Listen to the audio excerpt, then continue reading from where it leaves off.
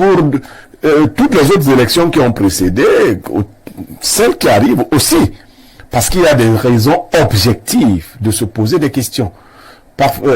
Jean-Jacques Zeu, si vous... Est-ce qu'il y a une différence entre 2025 et 2018 par exemple? Oui, il y a une grosse différence. Le principal candidat a vieilli de 7 ans alors qu'il était déjà assez avancé en âge. Ça pourrait créer une crise qui soit âgée.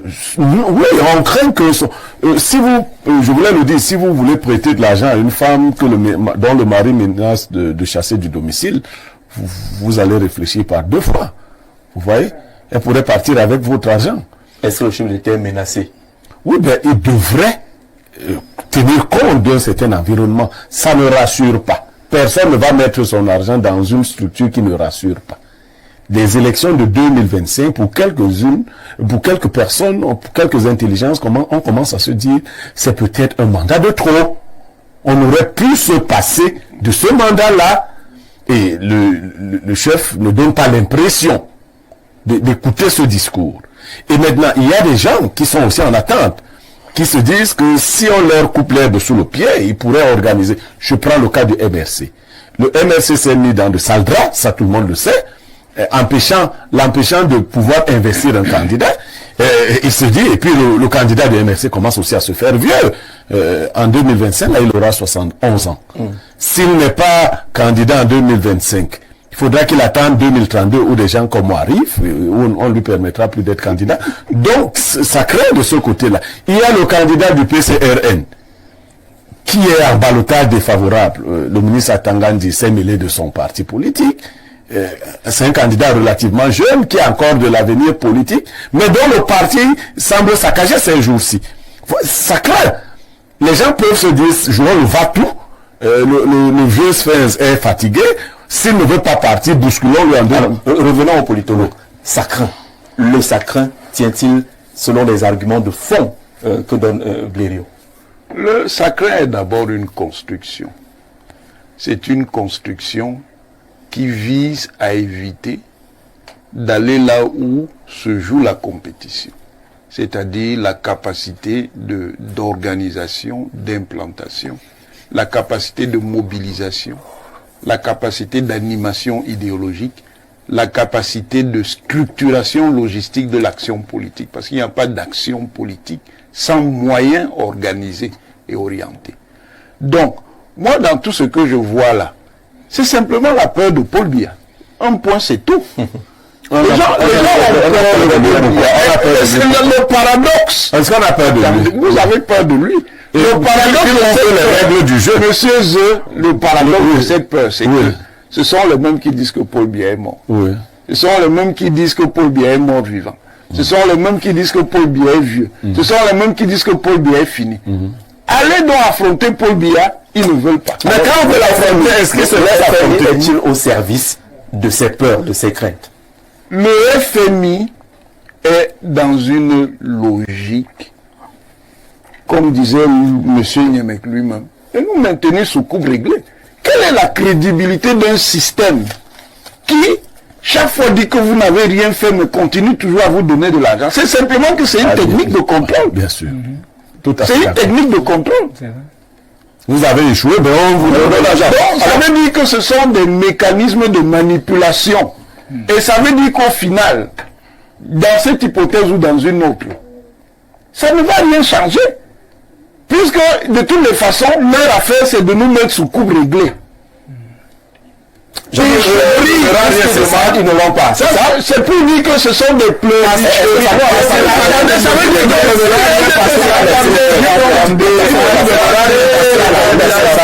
Est-ce que ça ne bloque pas le dialogue pour construire un système ça du bavardage. Il ne nous donnera rien. On est en compétition. Avec qui? Maintenant, vous faites les règles de la compétition. Les règles de la compétition, monsieur, en démocratie, ne font pas nécessairement l'objet d'un consensus. Il confisque. Encore une fois, il confisque. N'allez donc pas aux élections.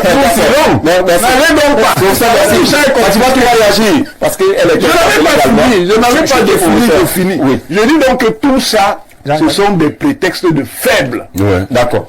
Quand on veut même le dialogue, quand on veut le dire, on le construit d'une certaine manière. Moi, je ne vois pas. Vous aimez la manière dans votre parti là. Vous ne pouvez pas attendre.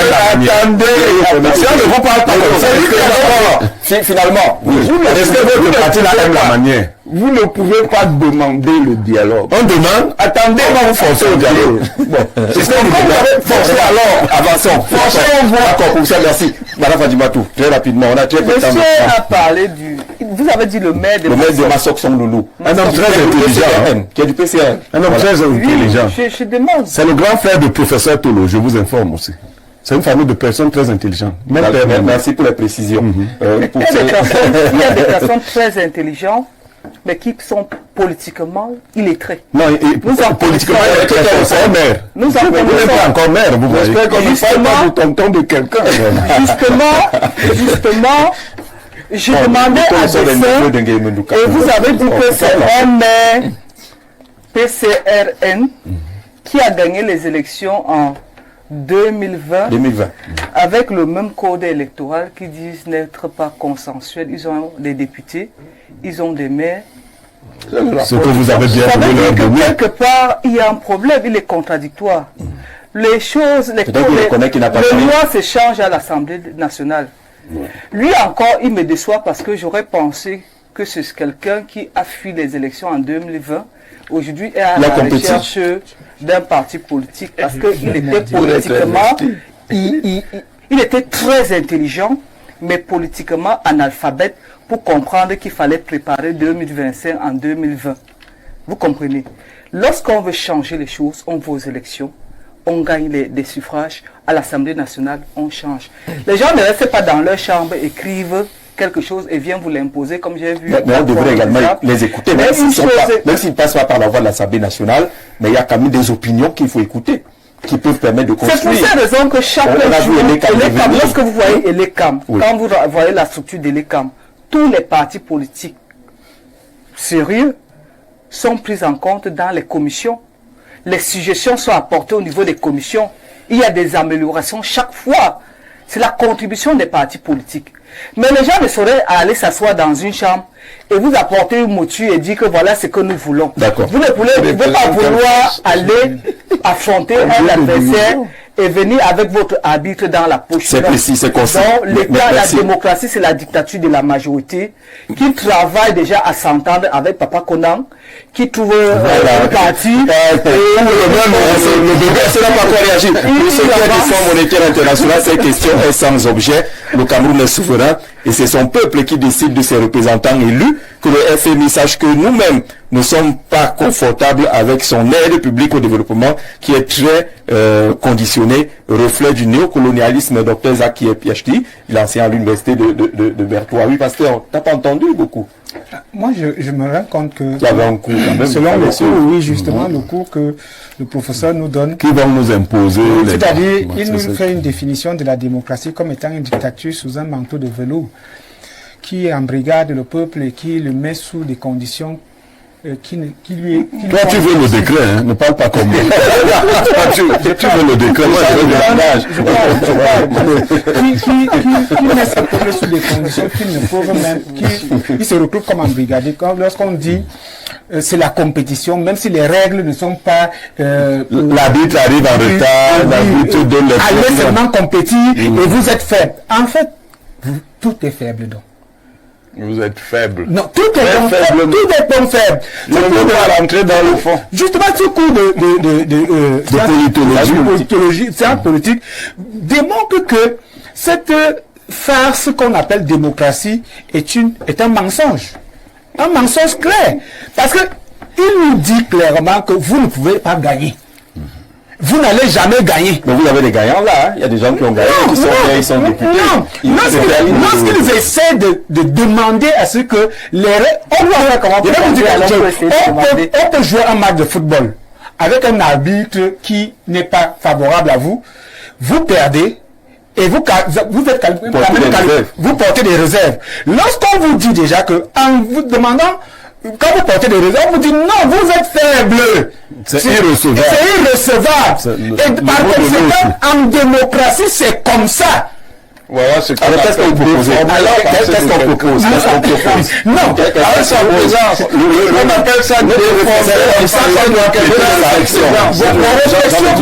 notre réflexion sur la sortie du FMI et cette vision qui pourrait amener le Cameroun à être sous tension. Le FMI habille d'abord ça avec les éléments économiques, l'inflation, les problèmes de gouvernance, ainsi de suite, qui pourraient pousser à ce que ces tensions soient visibles autour de la présidentielle.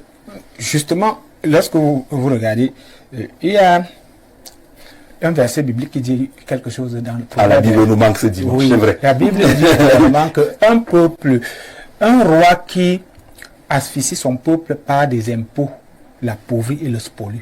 C'est quel... Je vais vous le donner après. Non, comment le pasteur... Je vais vous le donner, c'est un proverbe clair. C'est un proverbe,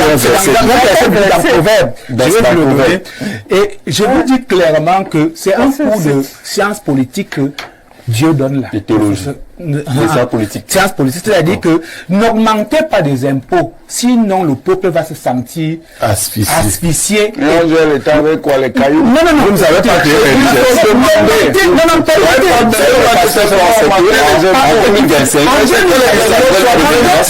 en 2027, Dieu n'exclut pas l'impôt. Dieu reconnaît l'impôt. Mais l'augmentation exagérée des impôts mène le peuple à... On dit même trop d'impôts tue l'impôt. Et du coup, on pourrait avoir les tensions. Avec déjà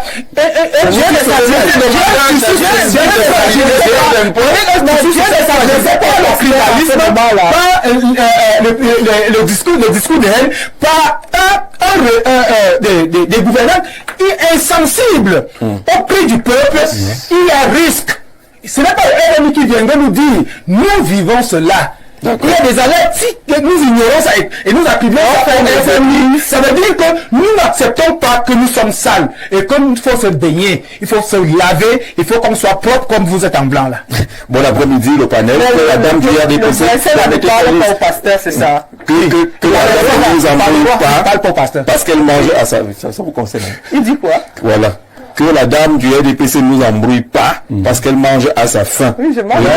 Les Camerounais se sont sentis trahis et survivent dans leur propre pays. Et les Cam est la poche gauche du RDPC. C'est Freddy de Douala qui le dit. Jean-Jacques Pardon dit à Niemek et au pasteur que le professeur Onan Guinée parle de la science et non les histoires de Facebook qu'il raconte là. La démocratie, c'est la dictature, la majorité. La démocratie, c'est un rapport de force. Ce qui tue notre pays, c'est qu'on a les spécialistes en tout. Quelqu'un a étudié la philosophie ou l'histoire, mais il veut parler de l'histoire des idées politiques. Mais ça veut dire que ce monsieur n'était pas à l'école. Hein. Ouais. Parlant de démocratie, c'est en philosophie que c'est né. Ce type n'était pas à l'école. Il n'était pas à l'école. Le type, il n'était